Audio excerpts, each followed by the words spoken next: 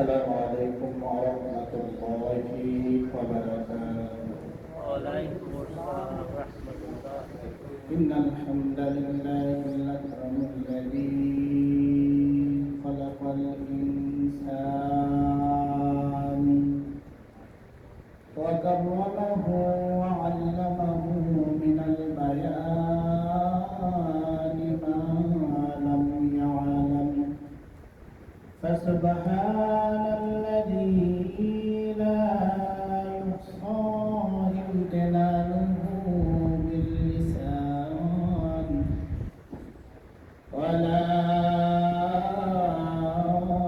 بالقلم.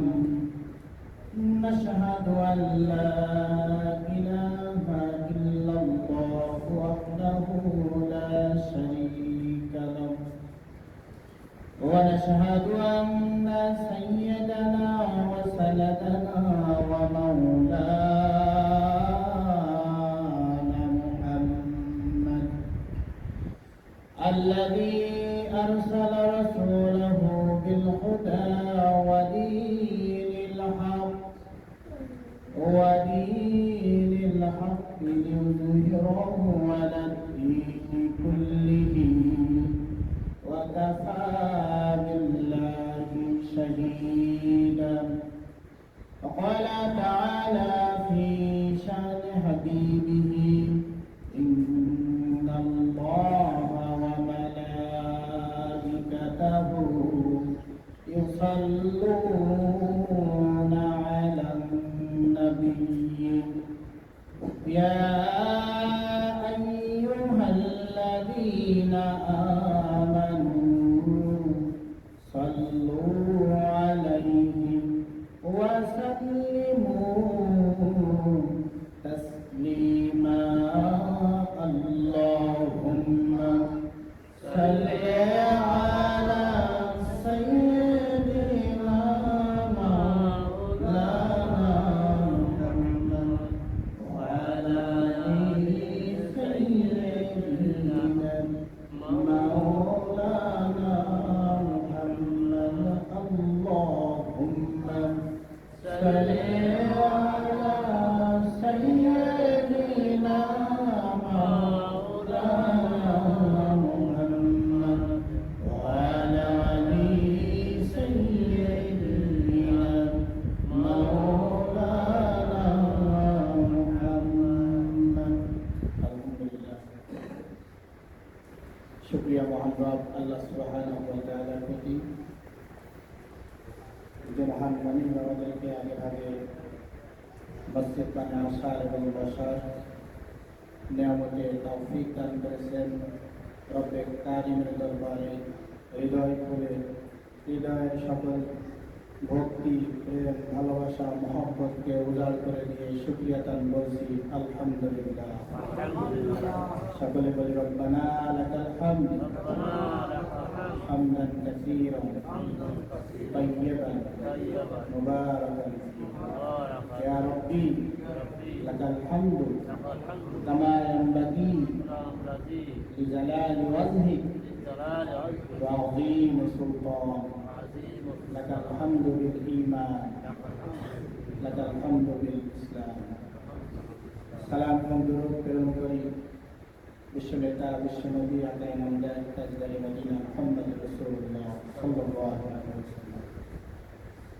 দোয়া এবং মাগফিরাত কামনা করছি যারা দুনিয়া ছেড়ে গহীন অন্ধকার কবরের ভিতরে চলে গেছেন, আল্লাহ রাব্বুল আলামিন তাদেরকে জান্নাতে আলা মাকাম দান করুন বলি আল্লাহুম্মা আমিন। সম্মানিত মুসল্লি ভাই ও বাবাজিরা, আজ 13 মার্চ 2026 বাংলা 28 ফাল্গুন 1432 বঙ্গাব্দ এবং 23 রমজান 1447 হিজরি, অর্থাৎ রমজান মাসে আজ 23তম রমজান। হতে পারে রমজান মাসের এটা শেষ জুমা, যদি 30 না পড়ে, কারণ আগামী 30 রমজান হলো জুমার দিন। যদি 30 পড়ে তাহলে শনিবারে হবে। আর যদি 30 না পড়ে 29 যদি হয় তাহলে জুমার দিন হবে। তাহলে হতে পারে না, আমরা বলতে পারি না তাদের হিসাব, হতে পারে এটা রমজান মাসের আমাদের শেষ জুমা। তো রমজান মাস রহমত, মাগফিরাত, নাজাতের মাস, রমজান মাস। দেখতে দেখতে রমজান মাস কিন্তু আমরা শেষের দিকে চলে এসেছি, তাই না? আমরা দেখলাম কিছুদিন, আল্লাহ এই জন্য বলেছেন যে আইয়ামান মা'দুদা, হাতে গোনা কয়েকটা দিন। রমজান মাস খুব দ্রুত শেষ হয়ে যায়। রহমত, বরকত, মাগফিরাত এবং নাজাতের মাস। সম্মানিত মুসল্লি ভাই ও বাবাজিরা, আজকে আমরা কথা বলবো সবে কদর, ইতিকাফ, ফিতরা এবং দান এবং দান সদকার ফজিলতকে নিয়ে কথা আলোচনা করব ইনশাআল্লাহ। সম্মানিত মুসল্লি ভাই ও বাবাজিরা, তার পূর্বে আপনাদের একটা মর্মান্তিক ঘটনার কথা আমি আপনাদেরকে বলে আলোচনার ভিতরে যেতে চাই। কয়রা থানা আমাদের এলাকা, কয়রা নাকশা নামে একটা জায়গা, সেখানে বর যাত্রী, বিয়ের যাত্রী আসার পথে তারা বাস এবং তাদের যে গাড়ি মুখোমুখি সংঘর্ষে একই পরিবারের 13 জন এবং একজন মোট 14 জন মানুষ জায়গায় মৃত্যুবরণ করেছে। এটা দেখছেন না? যমুনা টেলিভিশনে একটু বলবে লাইভ ওরা দেখতেছে, আমার এলাকা কিন্তু। তো তাদের জন্য দোয়া করি। দেখেন, আনন্দ, বিয়েটা আনন্দের জন্য না। তারা কি 1 মিনিট আগেও জানতো যে আমাদের এই মরণ আমাদের হবে?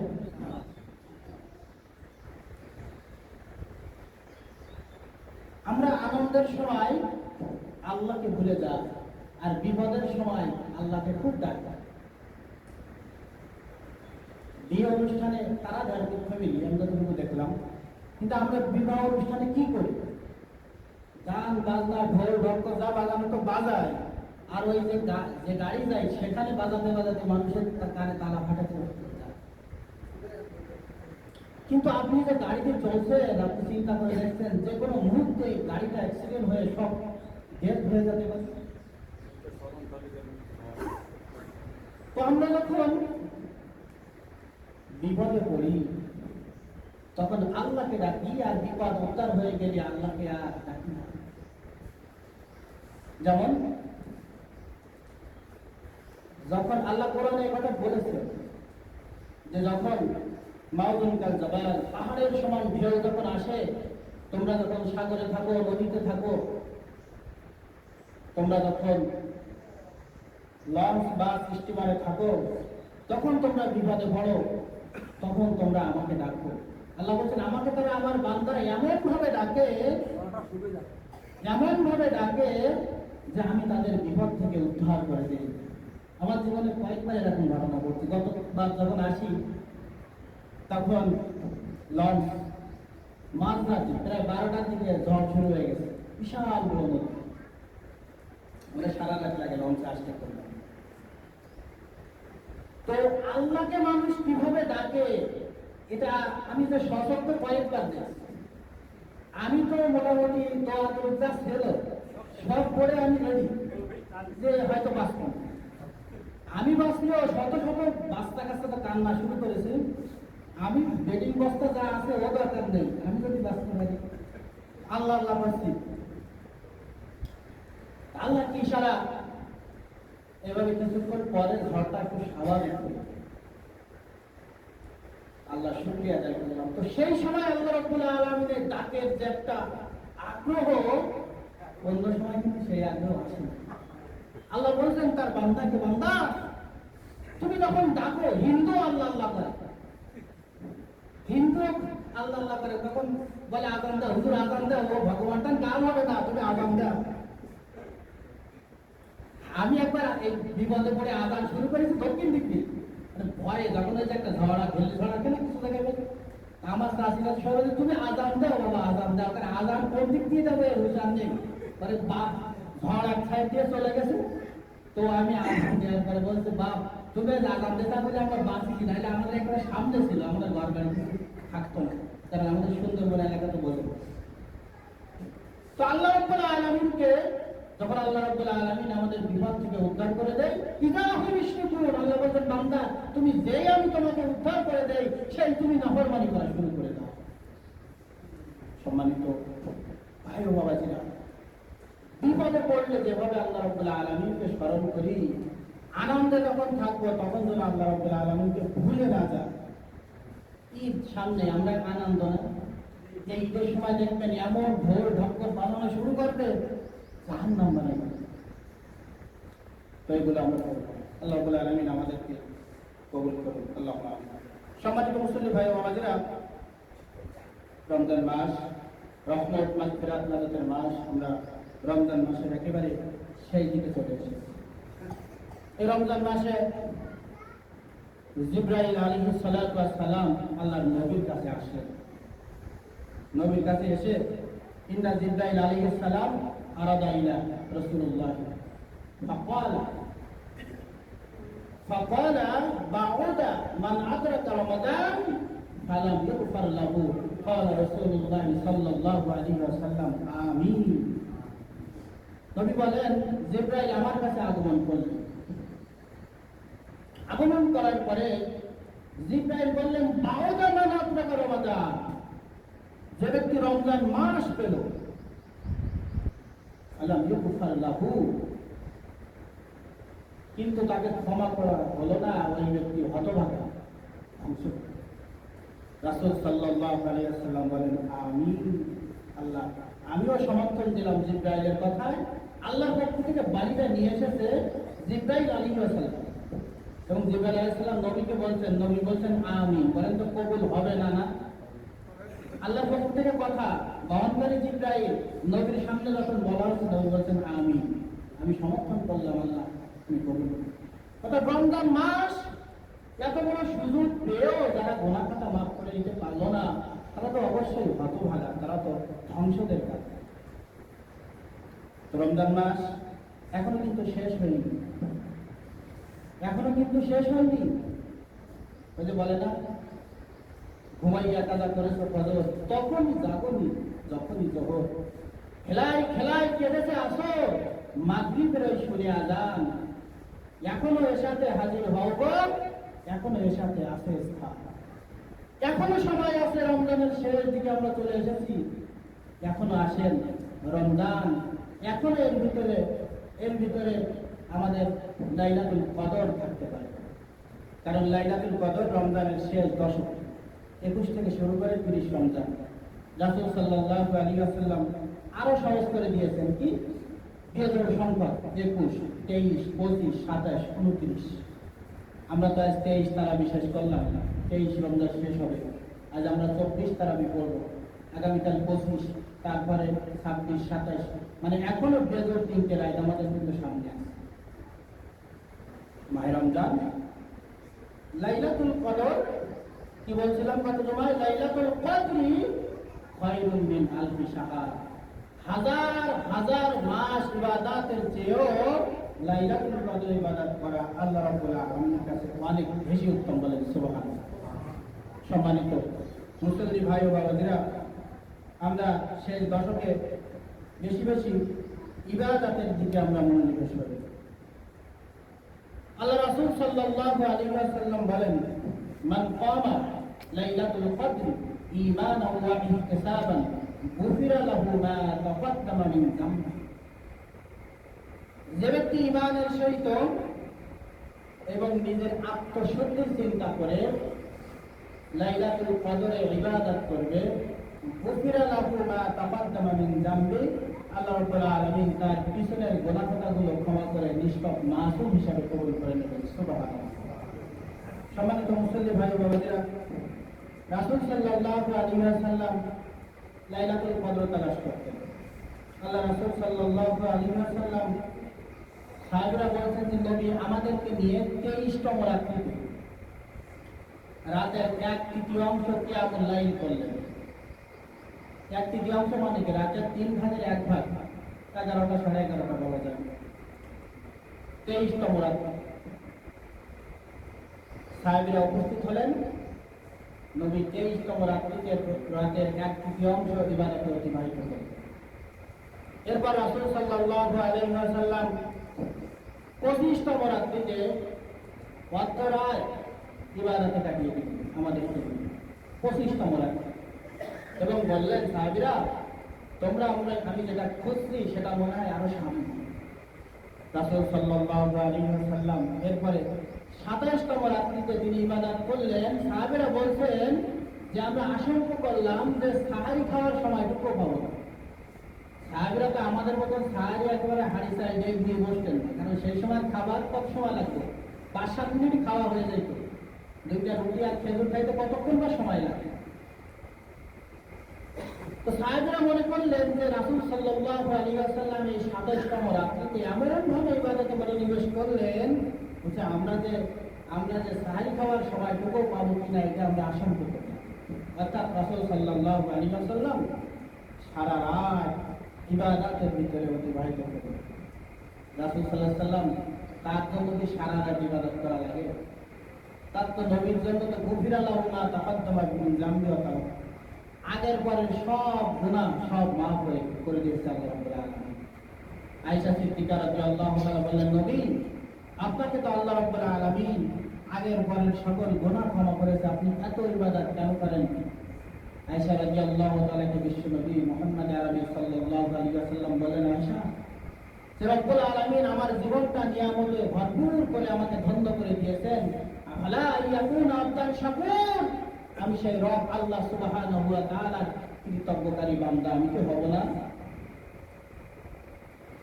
আল্লাহ রাব্বুল আলামিনের কৃতজ্ঞ বান্দা আমি কি হব না? আমরা কি আল্লাহ রাব্বুল আলামিনের শাকুর কৃতজ্ঞশীল বান্দা হতে চাই না? তাহলে আমরা একটু ইবাদতের দিকে একটু মনোনিবেশ করি। সম্মানিত মুসলিম ভাই ও বাবাজিরা, লাইলাতুল কদরের সবচেয়ে সম্ভাবনাময় রাত হলো 27তম রাত, 26তম দিবাগত রাত, 27তম রাত। আর বাকি যত সম্ভব রাতগুলো লাইলাতুল কদরের সম্ভাবনা রয়েছে। সম্মানিত মুসলিম ভাই ও বাবাজিরা, তো আমরা লাইলাতুল কদর তালাশ করব, লাইলাতুল কদর মনে করে ইবাদত করব, যে রাতগুলো রয়েছে। লাইলাতুল কদরে আমরা একটা দোয়া বেশি বেশি করব, যে দোয়াটা আরবিতে আমরা না পারি, বাংলাতে পড়ব। আয়েশা সিদ্দিকা রাদিয়াল্লাহু তাআলাকে নবী শিখিয়ে দিয়েছেন যে তুমি যদি লাইলাতুল কদর পাও বেশি বেশি এই দোয়া করবে। আপনারা আমার সাথে পড়েন, আল্লাহুম্মা ইন্নাকা আফুউন কারীম তুহিব্বুল আফওয়া। ইয়া আল্লাহ, আপনি ক্ষমাশীল, দয়াময়, আপনি বান্দাকে ক্ষমা করতে ভালোবাসেন আর আপনি আমাকে ক্ষমা করুন। কোন বান্দা যদি আল্লাহ রাব্বুল আলামিনের কাছে ক্ষমার ঘোষণা পেয়ে যায় তো সে তো অবশ্যই জান্নাত। সম্মানিত মুসলিম ভাই ও বাবাজিরা, শবে কদর রমজানের এই শেষ সময়টা আমরা খেলায় খেলায় না কাটিয়ে আমরা যদি মিস না করে শবে কদরের পরিপূর্ণ মর্যাদা হাসিল আল্লাহ রাব্বুল আলামিন যেন আমাদের করার তৌফিক দেন, আমরা বলি আল্লাহুম্মা আমিন। সম্মানিত মুসলিম ভাই ও বাবাজিরা, এটা একটা শবে কদর জুমায় বলছিলাম এটা গুরুত্বপূর্ণ ইবাদত। ইতিকাফে কমপক্ষে 1 দিন হলেও আপনারা বসার চেষ্টা করবেন, 3 দিন, লাস্টের 3 দিন বসার চেষ্টা করবেন, অথবা 27 তারিখ বসার চেষ্টা করবেন। মুয়াজ্জিন সাহেব তো 10 দিনের জন্য আসছে, তার জন্য দোয়া করবেন। যশোরের একটা মসজিদে আমি সংবাদ দেখলাম যে বড় মসজিদে একটা মসজিদে 1600 মানুষ ইতিকাফে বসে। আমি আমরা কি 1600 মানুষ তো কম না, বিদেশিরা আছে। তো ইতিকাফে এমন একটা ইবাদত, আমরা যদি জানতাম তাহলে মসজিদে একটু এমন হতো যে মসজিদে জায়গা পাওয়া যেত না। আমরা ওয়াজ শুধু শুনি কিন্তু ওয়াজ আমরা আমল করি না, কারণ ইতিকাফ ছিল আমাদের লাইফ চেঞ্জিং একটা সময়। জীবনের বাহিরের ব্যস্ত সময়কে বাদ দিয়ে বাহিরের পথ পথিলতা জগৎ থেকে আল্লাহ রাব্বুল আলামিনের দরবারে হাজিরা দেওয়া, এটা অনেক গুরুত্বপূর্ণ। এরপরে ফিতরা আমরা হয়তো অনেকে আদায় করে ফেলেছি, যারা আদায় করেননি তারা তো অবশ্যই ঈদের নামাজের আগে কিন্তু আদায় করতে হবে। ফিতরা একটা আবশ্যকীয় দান, যাকাতুল ফিতর। কিন্তু শুধু রমজান মাসে যাকাতুল ফিতরা দেওয়ার মধ্যে আমরা সীমাবদ্ধ থাকবো না, সাথে সাথে অন্য দান থাকতে আমরা বেশি বেশি করবো ইনশাআল্লাহ। কারণ রমজান মাসে যে দান করে অন্য মাসের দানের তুলনায় কমপক্ষে আল্লাহ রাব্বুল আলামিন কয় গুণ বেশি সওয়াব দেবেন বলেন তো? 70 গুণ, মানে সর্বনিম্ন 70 গুণ। আর আল্লাহ রাব্বুল আলামিন সর্বোচ্চ দিবেন, তার কোনো শেষ সীমা নেই। দেশের যদি রাষ্ট্রপ্রধান কিছু দেয়, তো ওইটা বলেন কি ছোটখাটো কিছু দিতে পারে? 200-500 1,000 টাকা কি দিতে পারে? আল্লাহ রাব্বুল আলামিন বলে জগতের মালিক, তিনি কত দেবেন আল্লাহ রাব্বুল আলামিন তিনি কেমনই জানেন। আল্লাহ রাব্বুল আলামিন তার বান্দাকে সবচেয়ে ছোট জান্নাত দেবেন, ছোট্ট জায়গা বলেন তো, সবচেয়ে ছোট জান্নাত যাকে দেবেন, এই দুনিয়া থেকে 10 গুণ বড় জান্নাত দান করবেন। সুবহানাল্লাহ। কি মনে করে দুনিয়ায় আমরা মহেশপুর করে শেষ করতে পারি না, দুনিয়া চিন্তা তো মাথায় আসে। বলবেন এত বড় জান্নাত নিয়ে কি করবো? তখন আপনার ঘর আসার মুক্ত থাকবে, আপনি চলতে পারবেন, ঘুরতে পারবেন, খাইতে পারবেন, উপভোগ করতে পারবেন। তবে দুনিয়ায় জান্নাত হাসিল করার জন্য কিছু কষ্ট রয়েছে, এগুলো স্বীকার করতে হবে। সম্মানিত মুসল্লি ভাই ও বাবাজিরা, রহমত মাগফিরাত নাজাতের মাসে এই দান, আমরা দান সদকা বেশি বেশি করি। আপনারা করেন না এমন না, আপনারা করেন, আমি দেখছি। আপনারা বিশেষ করে যারা গরিব অসহায় যারা আসে, তাদেরকে আপনারা দান করেন। সাথে সাথে সাথে সাথে সব ক্ষেত্রে দান করেন। বিশেষ করে গত জমায় আপনাদেরকে তো আমি বলছিলাম, কি জানি একটা ফুলের কথা, সে ব্যাপারে একজন বলেছে, তারপরে ঘড়ির ব্যাপারে বলেছে একজন দানের কথা। কিন্তু এই বিষয়টা তো অনেক বড় টাকার ব্যাপার। এটা তো সবাই কিন্তু সব জিনিস পারে না। তো আপনাদের সমাজ থেকে তো অনেকে বিদেশে আছে, যারা মাসে 70,000, 80,000, 90,000, 1 লাখ টাকা ইনকাম করে, তাদের কাছে 30-35,000 টাকা কিন্তু খুব বেশি বড় কিছু না। আমি বলবো যে রমজানের ভিতরে আপনারা এই সুযোগটা লুটে নেবেন ইনশাআল্লাহ। আর মসজিদ আপনারা তো দেখছেন, এই মসজিদে আমি আছি তো প্রায় 7-8 মাস হয়ে গেল। মসজিদের কোনো দৃশ্যমান উন্নয়ন দেখছি না, আমি আপনাদের বলছি। অবশ্যই সামনে আপনাদের বড় পরিকল্পনা রয়েছে। তবে আল্লাহ রাসূল সাল্লাল্লাহু আলাইহি ওয়াসাল্লামের একটা হাদিস আপনাদেরকে বলি। আল্লাহ রাসূল সাল্লাল্লাহু আলাইহি ওয়াসাল্লাম বলেন, মান বানা লিল্লাহি বাইতান বানাল্লাহু বাইতান ফিল জান্নাহ। নবী বলেন, যে ব্যক্তি আমার রিজাবন্দি হাসিলের জন্য একটা ঘর নির্মাণ করে, মসজিদ তৈরি করে, বানাল্লাহু বাইতান ফিল জান্নাহ, আল্লাহ বলেন আমি তার জন্য জান্নাতে ঘর তৈরি করি। সুবহানাল্লাহ। এবার বলবেন যে হুজুর, মসজিদ তৈরি করা একটু সম্ভব আমার জন্য, তাই না? একজনের জন্য এটা কষ্টকর না? একটা মসজিদ তৈরি করা এটা তো কষ্টকর। আল্লাহ রাসূল দেখেন সহজ করে দিয়েছে। আপনারা পাখির বাসা দেখছেন? পাখির বাসা দেখেননি? পাখির বাসা, পাখির থাকা যায়, ওই যে একটা বাস না, ওর ভিতরে চড়ই থাকে। আমি দেখি, খেয়াল করি কি করে, ওই চড়ই পাখি ওখানে থাকে, রাত্রে থাকে, আর একটা বাহিরে থাকে, আর একটা ভিতরে থাকে, পাহারা দেয়। ও ওখানে ঘুমায় আর এদিক পাহারা দেয়। কত বুদ্ধি আল্লাহ তাকে দিয়েছে আত্মরক্ষার জন্য। আল্লাহ রাসূল সাল্লাল্লাহু আলাইহি ওয়াসাল্লাম বলেন, যে ব্যক্তি আমার ঘর নির্মাণের জন্য পুরো ঘর নির্মাণের দরকার নেই, একটা পাখির বাসা পরিমাণ জায়গা তৈরির জন্য সহযোগিতা করে, আল্লাহ রাব্বুল আলামিন তাকে জান্নাতে ঘর ব্যবস্থা করবেন। সুবহানাল্লাহ। সম্মানিত মুসলিম ভাই ও বোনেরা, আপনারা এই মসজিদ যত সম্ভব দ্রুত আপনারা একটা দৃশ্যমান সুন্দরে পরিণত করবেন।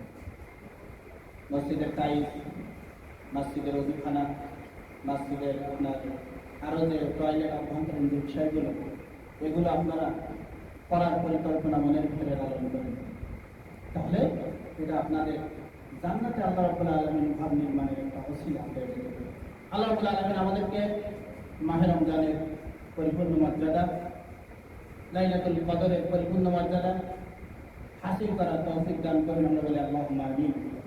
যে মানুষগুলো মারা গিয়েছেন, প্রায় 14 জন মানুষ দুনিয়া ছেড়ে চলে গিয়েছেন, আল্লাহ রাব্বুল আলামিন তাদেরকে শহীদের মর্যাদা দান করুন। আমরা বলি আল্লাহুম্মা আমিন।